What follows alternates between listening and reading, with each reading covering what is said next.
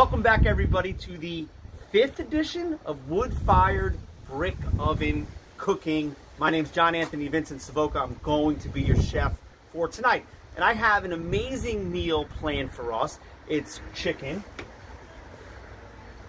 Beautiful chicken breast that's been marinating since about 5 o'clock this morning. I got up when it was still dark out to marinate them. And I stopped by the store to pick up bread, but I couldn't find a fresh loaf of bread that was just going to do. So I decided I'm going to make my own bread because we're not going to serve this delicious chicken on a stale piece of bread. Not today, not ever. So we're making it ourselves. So I figured this would be a great opportunity to show you how we make bread in our brick oven. And so that's what we're going to do. So for this particular recipe, you need 5½ cups of flour. Now I mixed all-purpose flour with bread flour, actually 4 cups of all-purpose flour and a cup and a half, that's 5½, cup and a half of bread flour, because that way it's a little bit softer. If you go with all-purpose flour, it's a very hard bread, very hearty bread. And if you go with all bread flour, it's very, very soft. So I like to mix them. We have 2 cups of warm water. It should be around 100 degrees.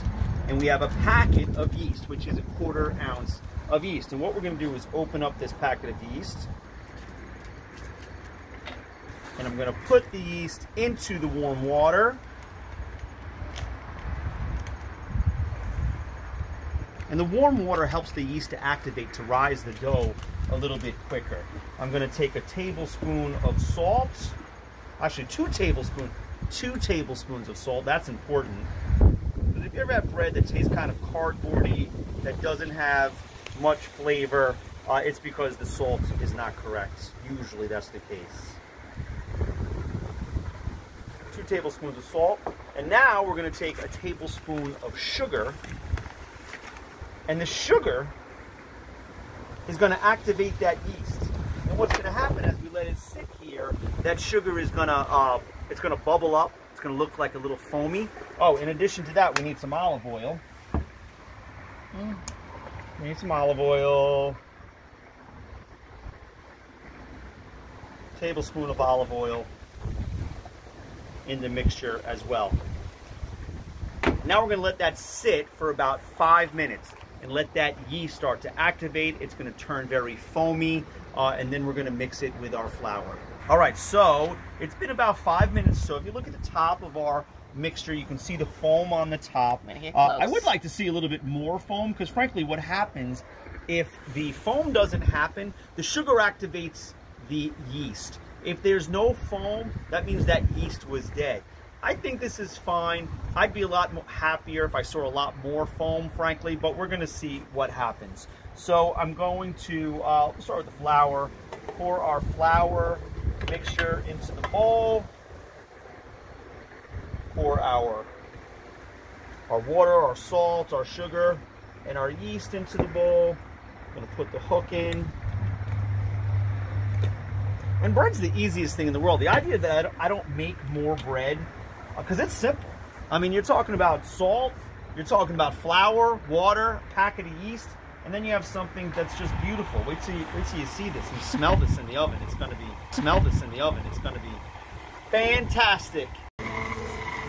So this has been going for about, I don't know, 45 seconds or so. You don't want to mix it too much. You don't want to have it overspun, because then it becomes very elasticy, and we don't want that as well. That'll kind of prohibit the growth as well when it sits to rise. It looks pretty good. It looks well mixed. It does look well mixed. It's a little drier than I would like. Let me see here. Let's just stop and see what the texture is. Oh, it's actually pretty good.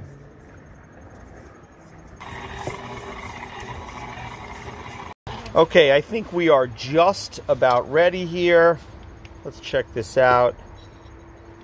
Oh yeah, this feels beautiful.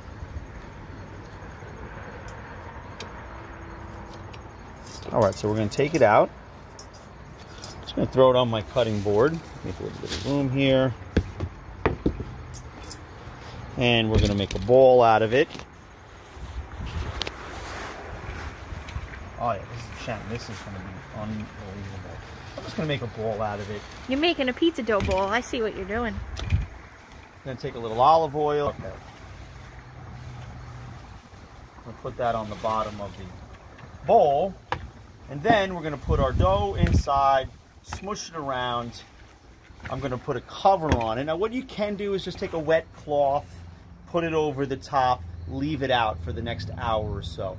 Or you could use plastic wrap. I use that as well. But it's got to sit and rest for an hour now. Let that yeast really activate and let this bread rise.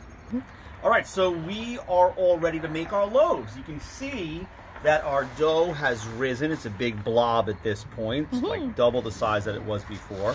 I'm gonna take the saran wrap off. And the reason you put the saran wrap on is because it'll get like a crust from the air touching the outside of the dough, and you don't want that. So we have our pan. I put a little olive oil in the bottom. And what we're gonna do, I'm just gonna dump it right out in the pan. And I'm gonna cut it. I'm gonna cut it in, you know what, Shannon? I'm just gonna cut it in half today. Make 2 big loaves. Typically I'd cut it in maybe a little bit more. Let's see, now this is gonna be beautiful. Then you're gonna just roll it out. This one out of the way. And you roll it out into a loaf. This is gonna be fantastic. Well,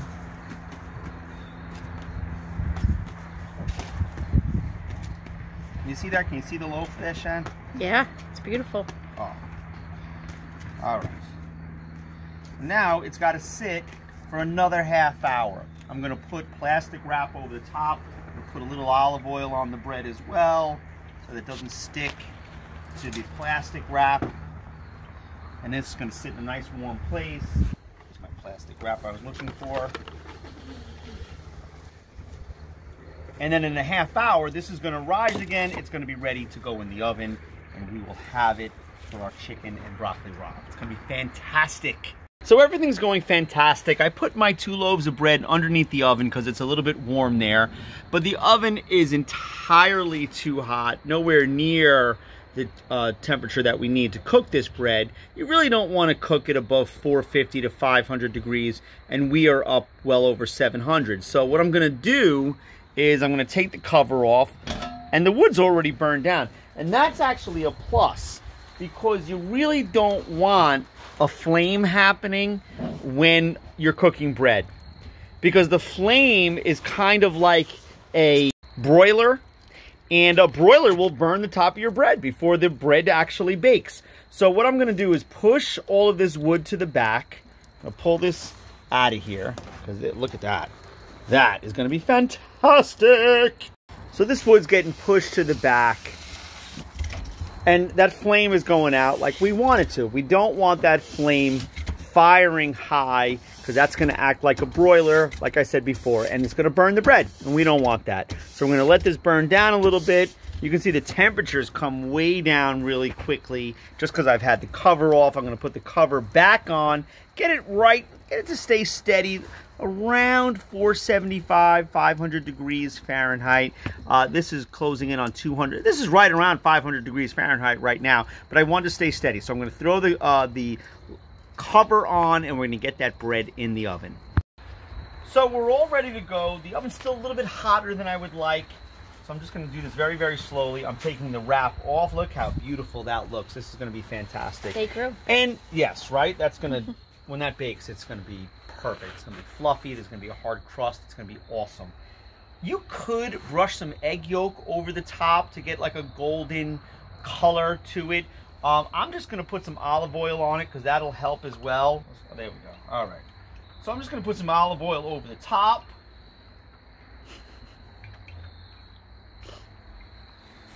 I really like that bottle.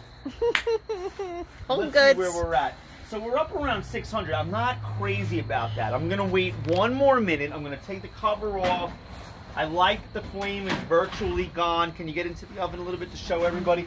Really what I want is just those ambers in there happening with very little flame. So the heat is very, very even and it doesn't act like a broiler. So once it gets down to about 250 degrees Fahrenheit, which is around 480, 490 degrees did I say that? 250 degrees Celsius, which is around 470, 480 Fahrenheit.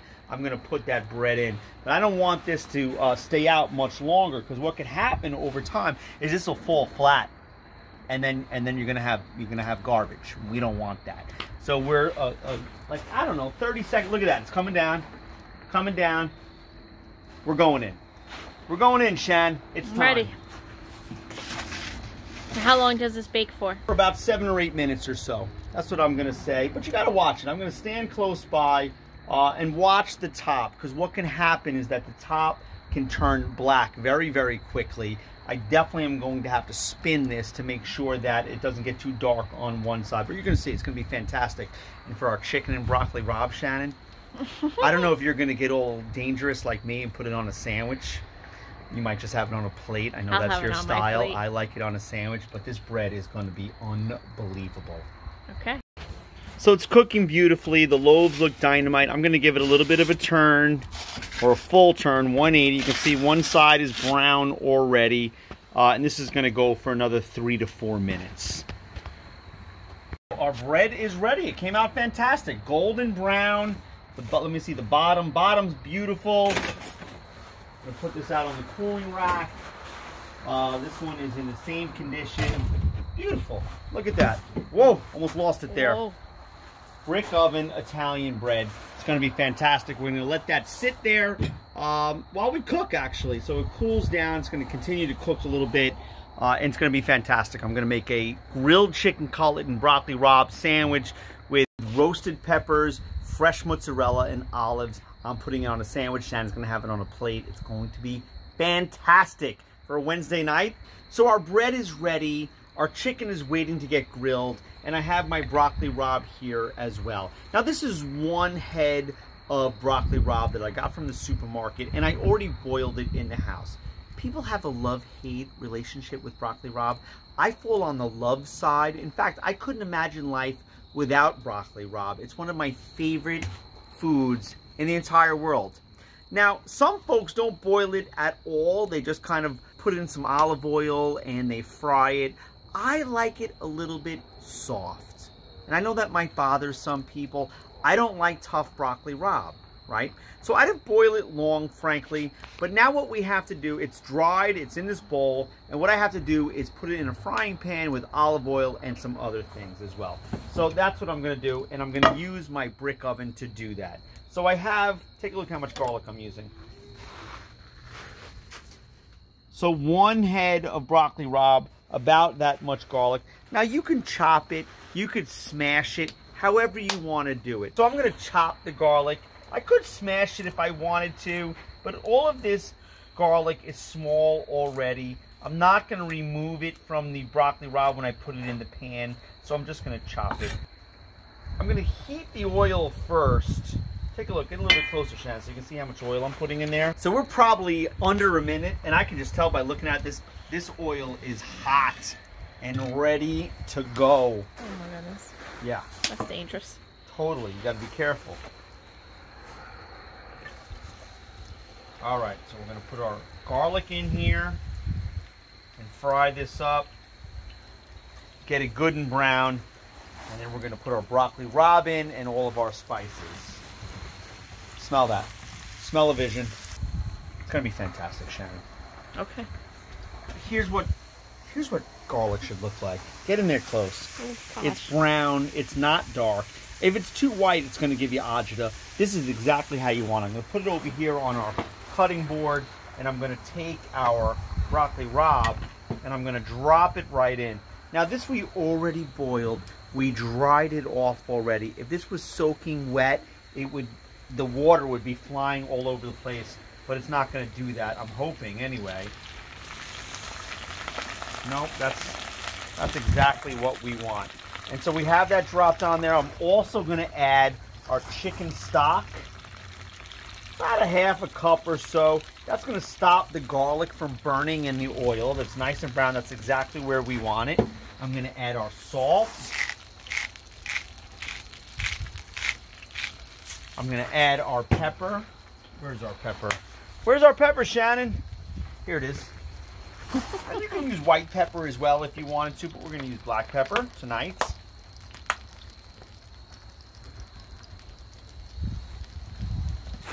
I'm gonna add oregano.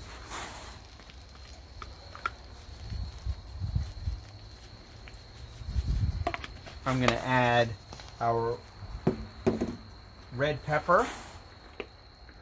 Now this is to taste as well.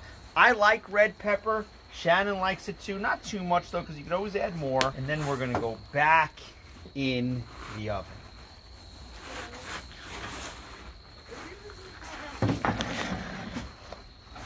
So everything's going great. We're about 500 degrees. We've got a great sizzle happening. Oil's going, chicken broth is going. I'm gonna give this a little spin here. It's gonna be fantastic. This is gonna cook for about 5 minutes or so. One of the things that I also like to add to my broccoli rabe, I don't like to fry it in the oil because I don't want it to get burned, but I'm gonna take some olives, some Kalamata olives, and I'm gonna throw them in there as well. I just want them to get good and hot. I want them to be flavored with the olive oil, but I really don't want them fried. So I just waited a minute or so, and now I'm putting them back in the oven. So our broccoli rabe is ready.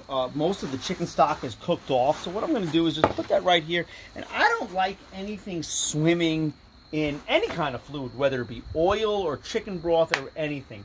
So I'm going to remove it from this pan and put it in this bowl. Oh my God, Shannon, this smells unbelievable. It's going to be so delicious. I can't wait to get into this. In fact, I want to keep this pan around so I can put some of that fresh bread into it. I was just going to It's going to be fantastic. All right, so now what we have to do is pull our wood toward the front, because to grill the chicken, what we're going to do is put our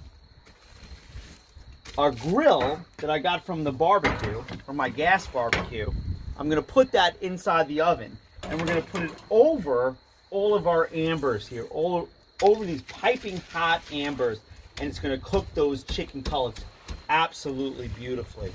And so I have those all up front, and what I'm going to do is take a couple of bricks. I'm going to put them one on one side, put another one on the other. Ooh, that's hot. Oh my goodness. Yeah, crazy hot. And I'm going to put my grill over the top. And let that sit and let that grill get good and hot before I put any chicken on it. All right, it's time to go in with our chicken cutlets. Our grill is good and hot.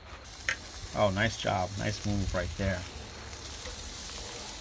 This is going to taste unbelievable with that wood underneath there.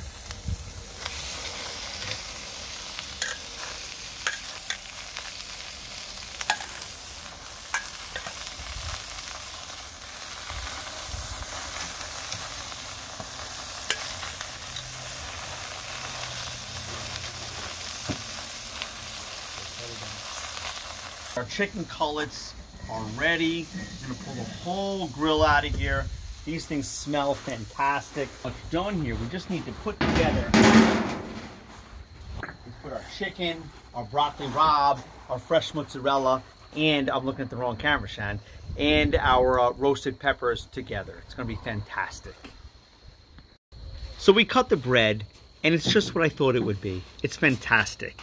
It's brown, it's crisp on the outside, it's light and airy on the inside, and it's gonna make for a beautiful sandwich. Now Shannon's not so much of a chicken and broccoli rabe sandwich fan, so we put hers in a frying pan. We're gonna put this right back in the oven just to melt the cheese a little bit. That's gonna come out beautifully. And mine is going on the bread, and that's gonna go back in the oven as well. It still has a little sizzle to it, Shannon. I'm excited. It's going to be delicious. Look at the profile. Beautiful. The wonderful thing about this meal is that it's a poor man's meal. The chicken cutlets, very inexpensive. The bread, almost nothing. Broccoli rabe, nothing. But when you put it together like this, it's fit for a king. Listen to this. The crunch is unbelievable. The flavor is unbelievable.